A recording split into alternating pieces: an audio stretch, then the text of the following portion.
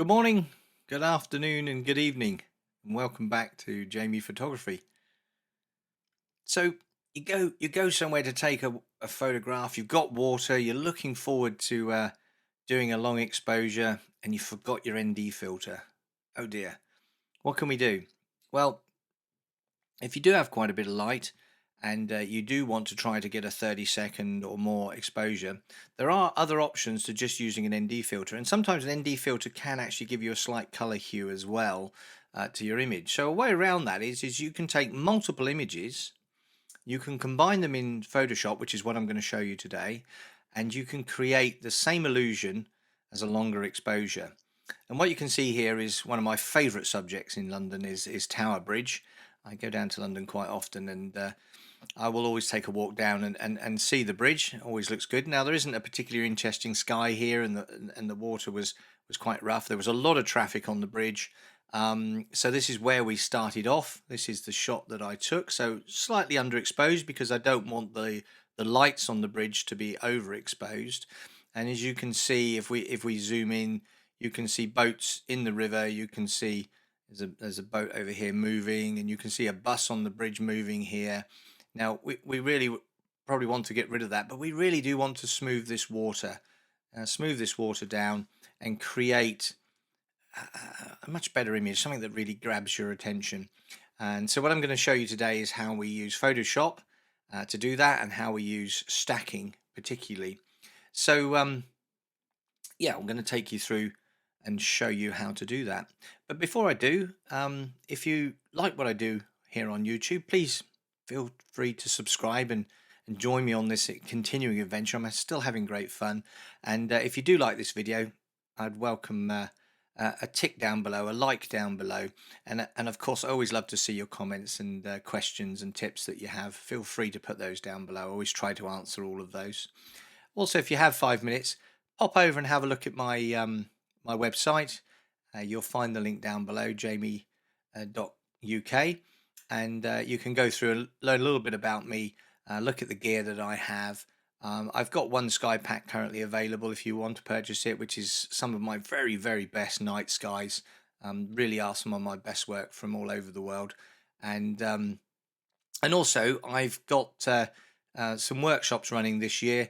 Paris is now sold out, and the English Medieval Cities Tour is a 10-night tour in September, and it will include Stonehenge, which is a morning at Stonehenge, which is absolutely incredible. But we're going to be doing London, Winchester, Salisbury, and Bath, as well as Stonehenge. It's 10 nights. If you click more information, you'll find more details, and you'll find the price, etc. So you'll be able to have a think if you'd like to join us.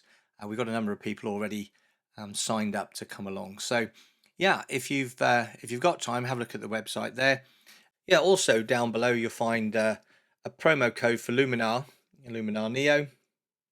Gives you 10% off if you do choose to go with that software. I'm not using any of the Luminar products in today's show, but I do have an affiliate program running with those guys. So feel free to have a look at that. The link's down below. Also, if you want to follow along with this tutorial today, I have put the raw images in a link down below, but beware, this is 15 45 megapixel images, so please only really try to download those if you want to follow along, if you have a fast internet, because it will take quite a long time to download the hundreds of megabytes that all of those images are. But feel free to download and follow along. Okay, let's get started. So, shot of Tower Bridge, and it was sort of late afternoon, and I ended up shooting 1.6 seconds at f16, ISO 50. So you see I dropped my ISO down as low as I could. I don't normally like to go up to f22. You can get a little bit too much diffraction, which makes the image a little bit fuzzy. So f16 is good enough. That gave me a shutter speed of 1.6 seconds. So I get a little bit of blurring on the water, but not enough. I really want to blur this out. And also the vehicles that are moving on the bridge here, you can see that they've been blurred on the bridge. You can see people, and what we want to try to do is really try to have a longer exposure up to 30 seconds. Now I didn't have my HD filter with me at this time, sadly, so I thought, well, how can I shoot this shot? So what I actually did was I shot number from the same position, just a second or two apart. I just shot a number of exactly the same shots. Didn't move it. Was on the tripod and didn't move the camera at all. Same exposure roughly as we go through. And then I also shot. I did 7 light and I did 8 darker shots. Okay, so they got slightly shorter. So if I just brighten them up a little bit there, you'll see they got slightly shorter shutter speed, down half a second, because obviously we underexposed a little bit. So we've got a slightly different pattern in the water again, and you can still see some vehicles on the bridge. And in this case, you can also see a boat that's moving underneath the bridge. So what I want to try to do is make all the images roughly the same brightness. This is what I'm going to do here. So I'm just going to pick the first one here. I'm just going to brighten that up by 1 stop. So I'm going to go to exposure, click on the little open box there, type in 1, return. That'll bring it up 1 stop. I'm going to open the shadows all the way up. I'm going to bring the highlights all the way down. And I'm going to say, well, you know what? I'm happy with that shot. I'm going to then click right on there, right click on there, go to develop settings, copy those settings, and then make sure check all is done. Say copy, and then I'm going to highlight the remainder of those dark ones up to the end there. All right, so I clicked on number 9 there, held down the shift key, clicked on 15, so all of them are highlighted. I'm going to right click on any one of them. I'm going to go to develop settings, and I'm going to paste settings. So I'm just going to take those same settings and apply them to all of those images. I'm going to go back to the first one. So the first 7 were slightly brighter, but I'm going to do the same thing in regards to bring down the highlights, open up the shadows. I'm not going to brighten this scene anymore. I'm just going to, that's all I'm going to do for now. And then I'm going to copy again. So right click, develop settings and copy settings. Make sure everything is checked. Copy that, and then highlight the remainder of those particular images, which were slightly lighter. Right click again, and then I'm going to paste the images, settings. Sorry. So now we have 15 images, all of them all the way through, including that one, which is actually has been lightened. It's just not shown up there. So all 15 images that are roughly about the same, but we've brought down the highlights. We've opened up the shadows, and we've got two different levels. One and a half, 2 stops difference between the first 7 and the last 8. So now what we're going to do is I want to actually denoise these images. Now you don't need to do this, but I will denoise them. And I'm just going to highlight all 15 and just show you that if you do go to the denoise function and you've highlighted all 15, you can just click on denoise. You can select how much denoise you want. In this case, I'm going to go around about 30%. And you can see that it makes a slight difference. You look at that building and the difference. That's the enhanced. That's without the enhanced. So it does actually sharpen it. Does actually sharpen it up. So it's going to enhance 15 images. It thinks it's going to take 75 minutes. On this computer, it won't take that long. But what I will do is I'm just going to speed the video up whilst it's doing it.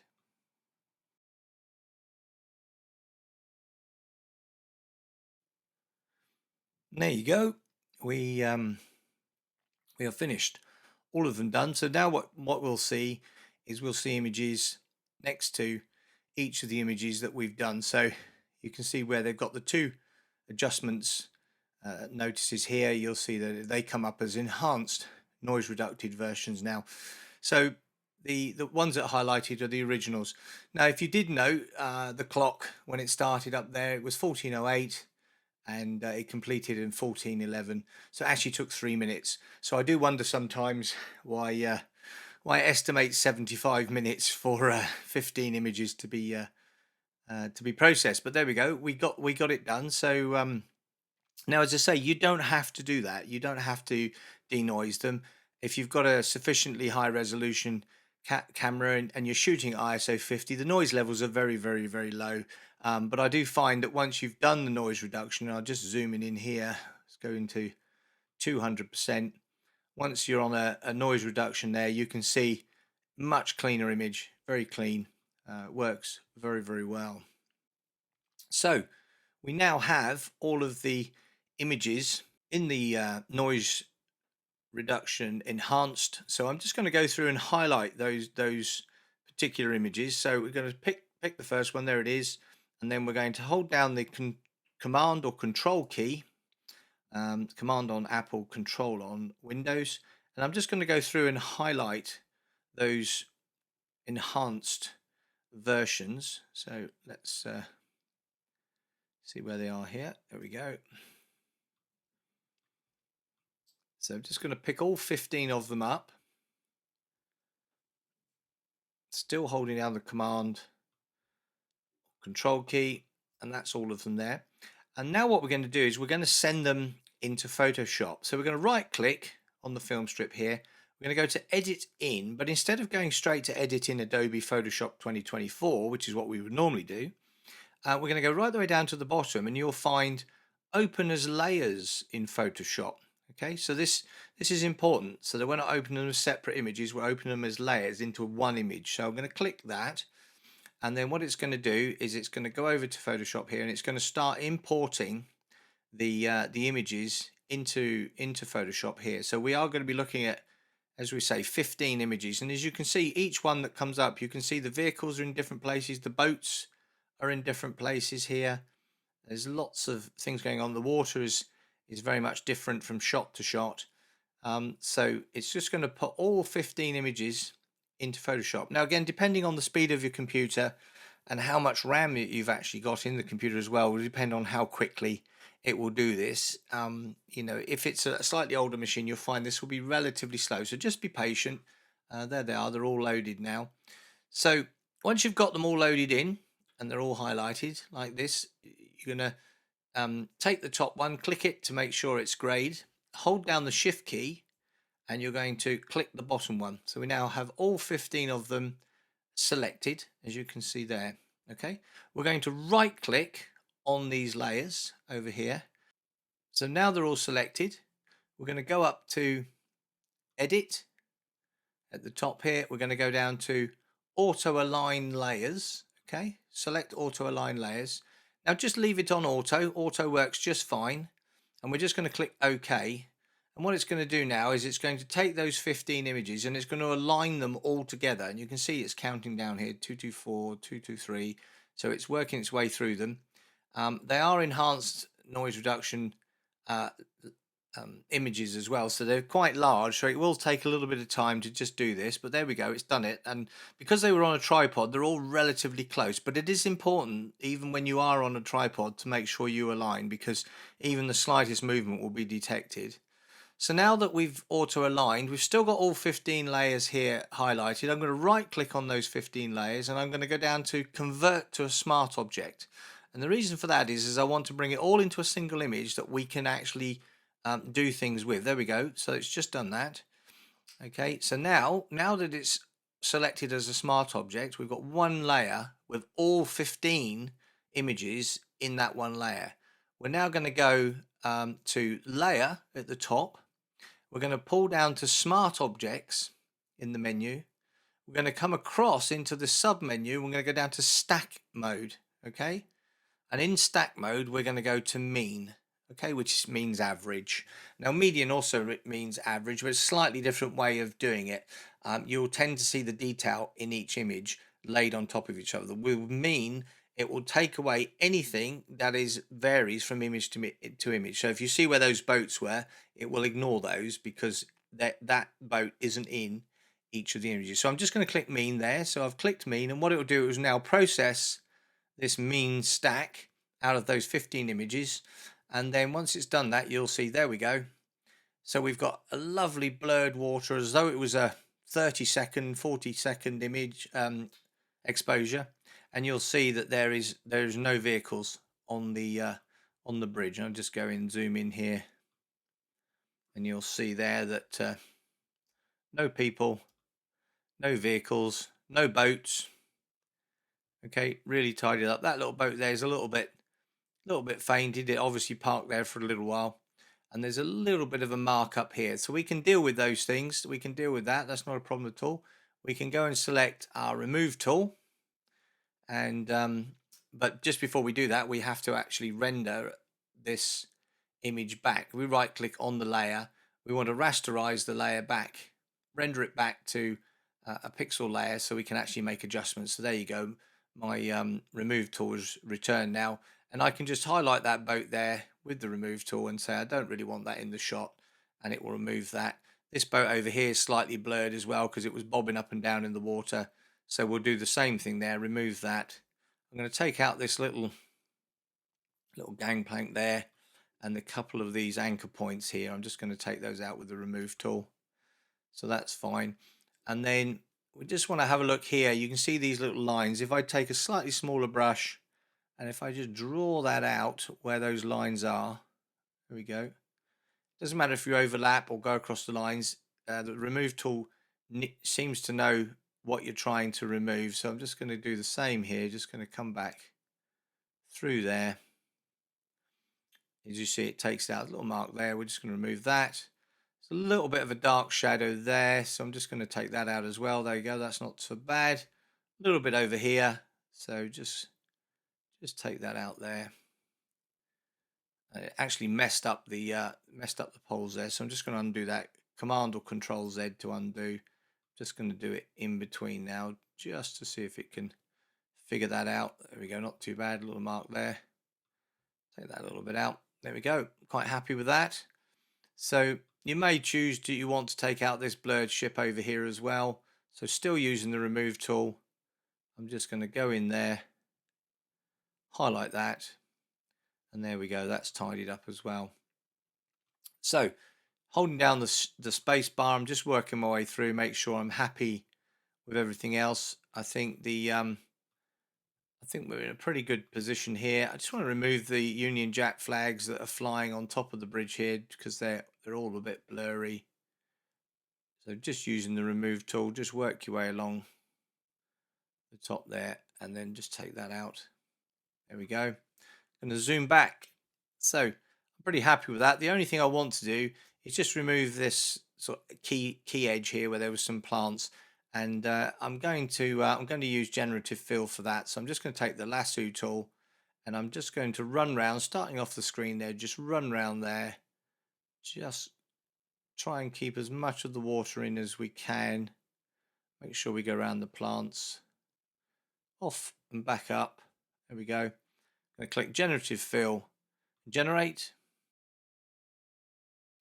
There we go. That's option 1. That's option 2. That's option 3. I think possibly option 1 is going to be my choice. So I'm happy with that. I'm just going to bring these 2 layers together. So I'm just going to right click on either of them and just go down to merge visible. That brings them back together, and pretty well happy with that. I'm not going to do a sky replacement today. I think we can do some color toning in this sky and we can use this sky and water. So I'm just going to go up to File, Close, and then I'm going to click Save, and that's going to send us back into Lightroom, and then we have our blurred image. So as you can see, it's up here. It's chosen to be number 9. Its number is 0214 enhanced, and it's a TIFF because it's come back from Photoshop. Okay, so let's do some quick corrections on this and try and make a nice image out of this wonderful bridge, Tower Bridge in London. Fantastic place. So I'm just going to correct the perspective first. So I'm just going to go down to transform. I'm going to try auto. It seems to work okay. We could try guided as well. So I could just take a line on this center column here and bring that down to the center there. Do the same over here. Center of that column to center of that column there. Now you can see those 2 are now exactly vertical, but it does tend to lend itself to the towers leaning outwards. This one's not too bad, but if this one's definitely looks like it's leaning to the right, it is an optical illusion because that is vertical. But what we'll do is we can move this to the left at the bottom. You see I did that. If I just undo that and show you again, if I grab the bottom of this guided line and just move it slightly to the right, you can see we can tip that back in. So I'm happy with that now. That looks pretty good. If we wanted to, we can make the bridge itself completely straight, and we can just grab a line from here, take a line all the way across to there, and we can just make that straight if we want to. But in this case, it's falling away perspective, which means the river's now not straight. So I'm just going to undo that, and I'm going to accept this. Now I'm going to go straight over to the crop, and I want to just I want to make sure that we don't have too much fuss going on here, and I think we need to just say on this left hand side, take a little bit out and maybe a little bit out on the right. So I'm going to go up to the original box here next to your padlock. I'm going to click in there, and I'm going to pick a standard profile here, and I think we're going to go with 4:3. That's a little bit narrower. It gets us to where we want to be on this edge here.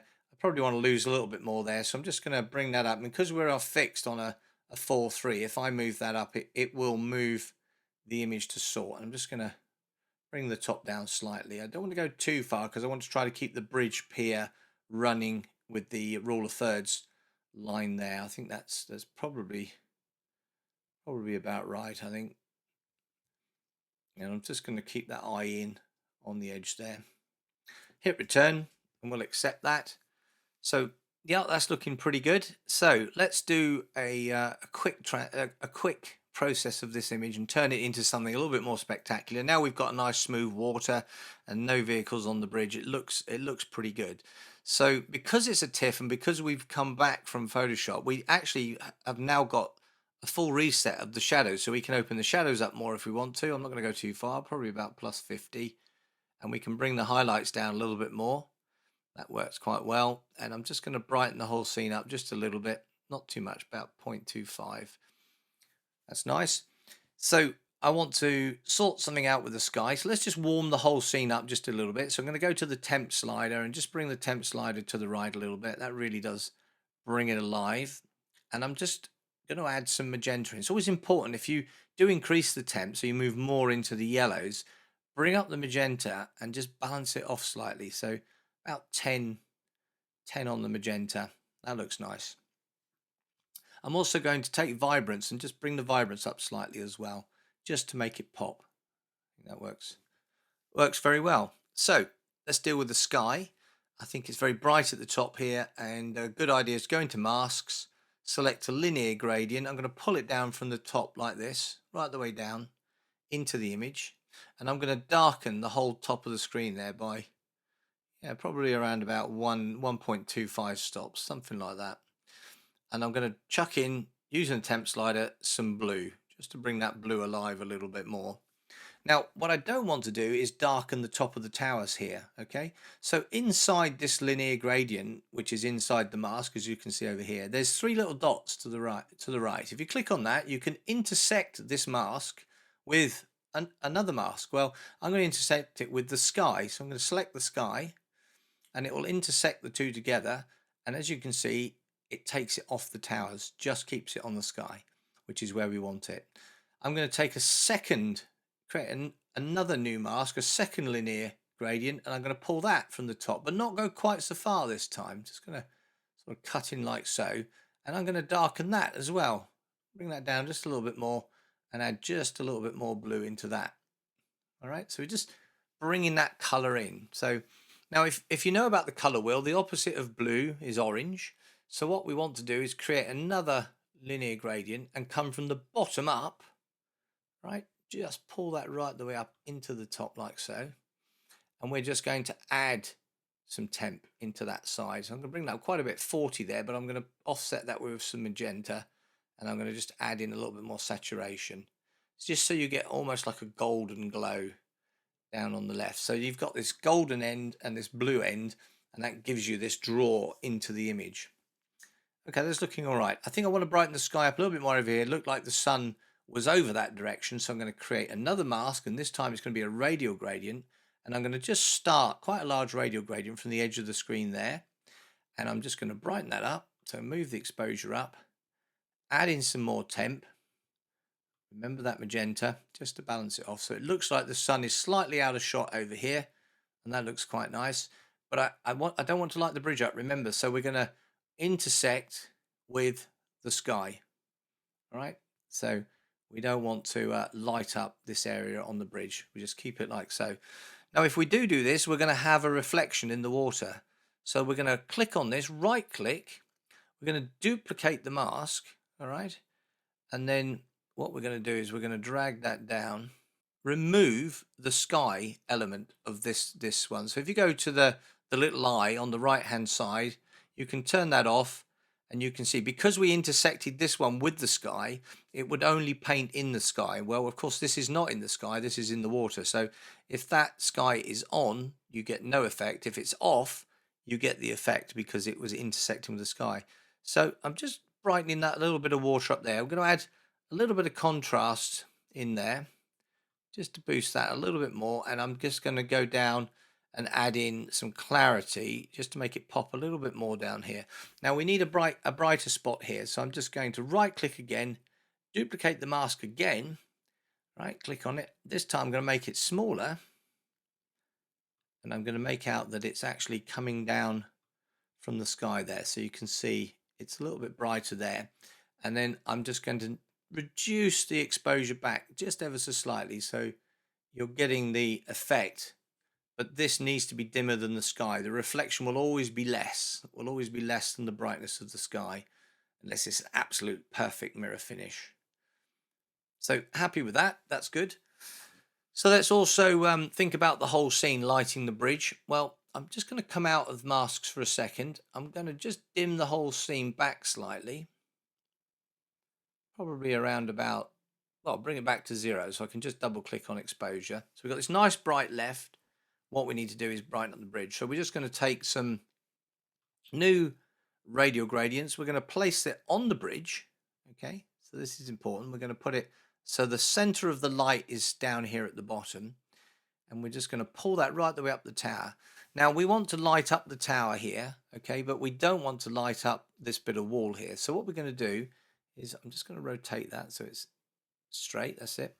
I'm going to bring up the exposure just a little bit there, add in some contrast. Right, really important, this, add in some clarity into this, just so it pops a little bit there. I'm going to also add in a little bit more color, so go back to the temp slider and just bring up that magenta. So we've lit the face of the bridge up, but we don't want it to light the sky, and we don't want it to light this bit of wall down here. Okay, so what we're going to do is we're going to subtract a brush. All right, the brush needs to have high feather, 100%. It's got nice soft edges. I'm going to put the flow to 100% as well. I'm going to make the brush a little bit bigger using the square brackets to the left of the return key, and I'm just going to paint out up there the bright part that we had going up into the sky. I'm going to come down here now. I'm going to reduce the feather right down to probably around about 15%, and I'm just going to take a line across. I'm going to click once, hold down the shift key and click again. So you can see I've just drawn across there. I'm just going to turn off auto mask just so we can get a nice edge there. I'm just going to paint that out where it's on that gabion there. Now you can see it is lighting up the water slightly, but we want a little bit more light in the water here. So whilst I'm still on this radial gradient, I can add a brush this time, 100% feather again, quite low flow. I'm going to go with 30% flow. Density can be at 100. Take quite a large brush, and I'm just going to wash that in a little bit more down there, so you can just see that's just lighting up the water there. But I'm just going to back off the clarity just a little bit, because that's quite a lot of clarity I put in there. I'm just going to back that down a little bit there, and that works extremely well. So I'm just going to click on this, right click, and then duplicate this one. Okay, and then what we're going to do is we're going to take this one and put it on the other tower over here. Okay, make this one a little bit wider. Sorry, a little bit narrower. Just put it over to the edge there. Now this needs to be slightly darker because it's a little bit further away. So we're going to drop that back 0.72. There we go. Everything else is the same, remember. But we also want to remove the brush. Okay, so the second brush was the brush we were going to use in the water here, just to brighten this up slightly. So we're just going to do that there. That just brighten that up a little bit. The first brush was the removal brush, so we're going to drop that feather back, bring that flow up, and just make sure a little bit smaller with the, Just make sure it's not on that gabion. That's nice. And we don't want it in the sky either. So I'm just going to bring the feather up to 100 and just bring that out of there as well. Just there we go.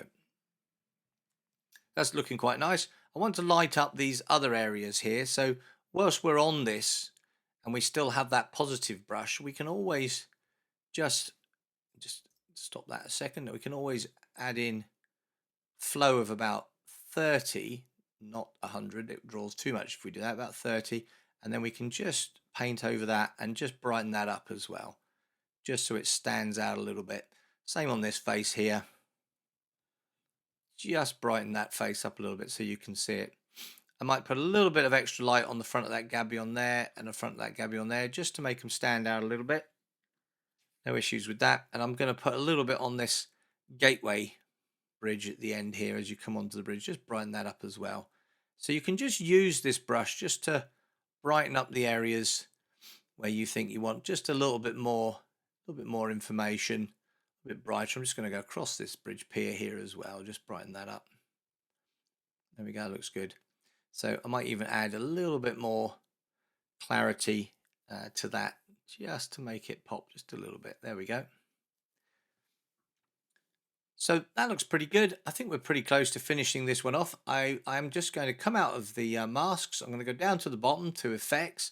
I'm going to put a post-crop vignette in. It's going to be quite a big one. I'm going to go minus 25. And it's really important when you do a post-crop vignette to make sure you go to the feather slider and bring the feather slider up to 100, just to pull that away just a little bit. And yeah, I'm pretty happy. I'm just going to go back into the crop tool here.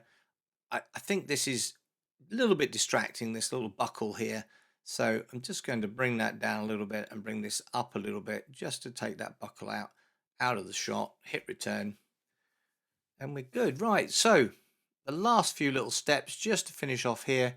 I'm going to do my blacks and my whites now, so I'm near the end. So I'm going to hold down the Option or Alt key, and then I'm going to grab the white slider, and I can move that left to right, and you can see how much white we've got in the shot. I want the lights to light up very bright white, but I don't want anything more. So I'm going +2 there. You're going to do the same on the blacks. Hold down the Option or Alt key, grab the black slider, pull that back till I see some black. So you can see the further you go, the more blacks you get. Well, I want a little bit of black in there, just a little bit. There we go. So I've got the contrast about right. And then what we're going to do is we're just going to brighten this image up a little bit more. So we're going to come up to about I'd say point 0.4. I'm going to add in a little bit more contrast, and contrast is a wonderful thing. It can be used in the wrong place at the wrong time, but if you get contrast right, it can look really truly stunning. Go +20 on the contrast there. I'm going to boost the saturation just a little bit, really, to get that golden look. And yeah, I think that is pretty well where we want to be. Yep. We'll just balance off. We're going to just go down to the color mixer, go into HSL. So you have different selections, color HSL. So highlights, saturation, and luminance. We're going to select saturation, and I'm just going to turn the yellows that we've got here towards more of a golden orange color. And in the hue slider, go to the yellows, and then you can just step that back, and you get a little bit more. The further you go, the more orange it becomes. Yeah, if you go to the right, it goes more yellow. So I'm just going to take a little bit down on that. So just emphasize those oranges, just boost them a little bit. And in the orange section, I'm just going to bring that up slightly, just a little bit, just to get that wonderful golden glow. And we're going to add some bit more red into the whole scene, which is a bit like adding your magenta to your oranges, and you get that golden sort of look. So that looks nice.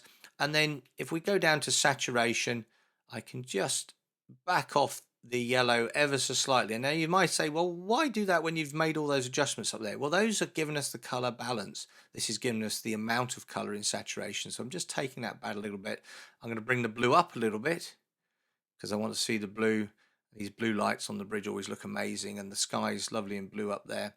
And just going to back off the purple, add in a little bit more magenta. That looks very nice. And then with the last one we've got is the luminance, how bright things are. So again, I can go to the blue and I can darken the blue down just a little bit, and I can brighten up the yellows just a little bit there, not too much. And I think we've got a good shot there. So I'm going to say we are done. I'm not going to do any more to that. I hope that was very helpful. How to turn, half second, 1 second images into something that looks more like 30 seconds, so you can get rid of traffic and people and make the water look smooth when you don't have an ND filter. And that's how I would do that. The other good advantage of doing it this way is, as I mentioned earlier, is that if you've only got your iPhone or your mobile phone with you and you want to shoot something like this, take multiple images. Try and hold it as still as possible.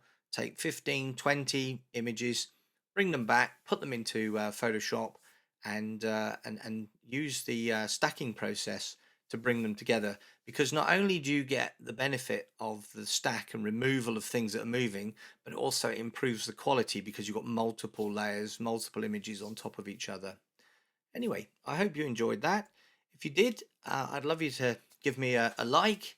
And as always, I'd love to see your comments and questions and any points that you have in the comments below. And if you haven't already subscribed, feel free to join me on this wonderful adventure I'm having here on YouTube. And for now, I'm going to say bye bye.